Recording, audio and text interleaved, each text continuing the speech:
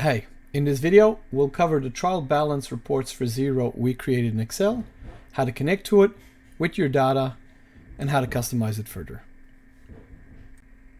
Now let's go through all the different sheets. The input sheet is there so that you can actually enter what start date and end date you want to drive the data for, and when you refresh, it'll pull the data between these dates. The trial balance report basically allows you to filter your trial balance for whatever year, month, and data file you want, and essentially has debits and credits for the month and year to date. The trial balance by month has the net movement displayed across the page for the different months that you're charting. The trial balance year to date by month is essentially the same figures, but on a year to date basis, so the net movement for the financial year so far. And the trial balance by company is basically the companies across the page broken down by debits and credits.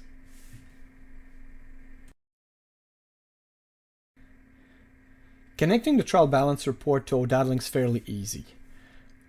We'll jump to OdataLink, find the OData feed we want to use and click copy, and we'll go back to our report. From the data tab, we'll go get data, data source settings, because the connection is already built in with our sample data file. We'll click change source, and we'll paste our URL in here. Now when we click OK, we'll probably have a series of prompts on our first refresh. So we'll kick that off and we'll have a look.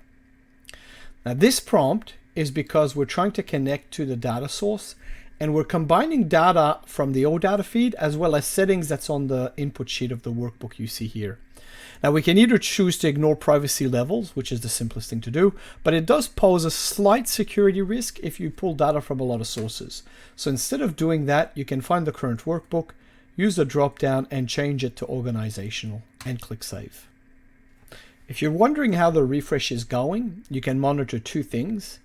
You can have a look at the bottom of the status bar where it says retrieving data and just monitor that until it finishes. Or alternatively, you could go to the queries and connections and have a look at the queries that are refreshing in the background. If you get any errors and problems, what you can do is go back to OdataLink and click on the logs button next to the URL you copied, and it'll show you all the logs of all the calls made to OdataLink, and you can see whether they're successful or whether there are errors. If there are errors, you'll have an error code as well as a button and a hyperlink you can click on to find further information about the problem. So let's say the data is the data you're after, but not so much in the layout that's currently in use. Well, that's not a problem because it's just a standard pivot table report in Excel. So what you can do is you can actually create your own. For instance, I can right click on my trial balance, choose move or copy and create a copy, and I'll put it at the front, and I'll call this trial balance detailed. And let's say in this trial balance detail, I'm interested in the accounts, but not so much the grouping. Well, what I can do is go to the pivot table analyze and choose the fields list, and it'll bring me the fields list panel showing all the different fields I can use. If you scroll down, there's the active tab showing all the active tables that are currently in use, as well as all tabs, and that gives you all the different tables that may or may not be in use on the report. So let's say I want this report, but I'm not interested in how they are grouped by income, cost of sales, and other income. Well, I can simply remove the account total name and drag it out. And that will basically just list all the accounts in alphanumerical order. If we want extra column, as in we don't want the code and the name in the same column, then we can basically go through and find the code column and drag it in, find the name column and drag it in, and get rid of the code and name column.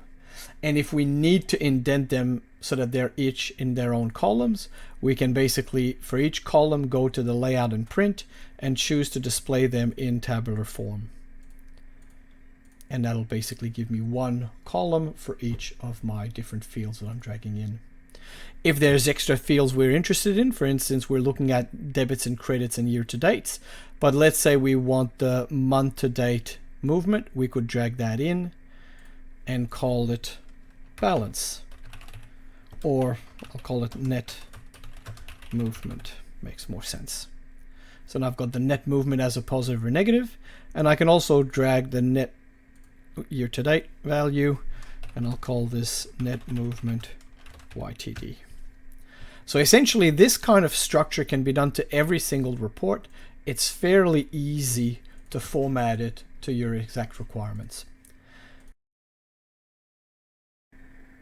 The reports we create sometimes use Power Pivot and DAX. And if it does, like this one, then you can create your own calculated measures or values in Power Pivot. For instance, we can go to Manage and bring in Power Pivot. Here you can see all the different tables added to the data model, and you could either add your own calculated columns or edit existing ones. We could tweak the code and name column to be different. For instance, at the moment it's code appended with the name, but let's say we want the name first for whatever reason, and we want a format that's kind of closer to 0, where sometimes it would put the account number in between brackets. Well, we can tweak that formula in Power Pivot, and when we close and apply this, then the change will flow through to the report as well. So that's available because it uses the functionality that's within Power Pivot, and you can either manage the actual calculated columns you want, and you can also tweak the measures that have been added in DAX.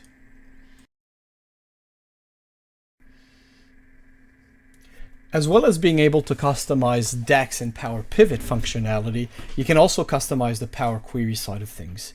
You could pick any endpoint you want, for instance the accounts table, and choose Edit, and that will bring you to Power Query, where you can customize how the Power Query works.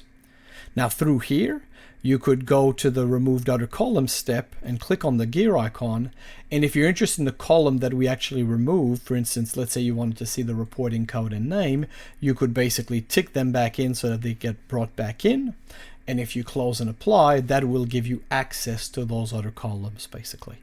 So if I let it refresh, and if I go back to my trial balance detailed report, and for example, if we wanted the new reporting code and name, we could basically drag those columns in to have access to those.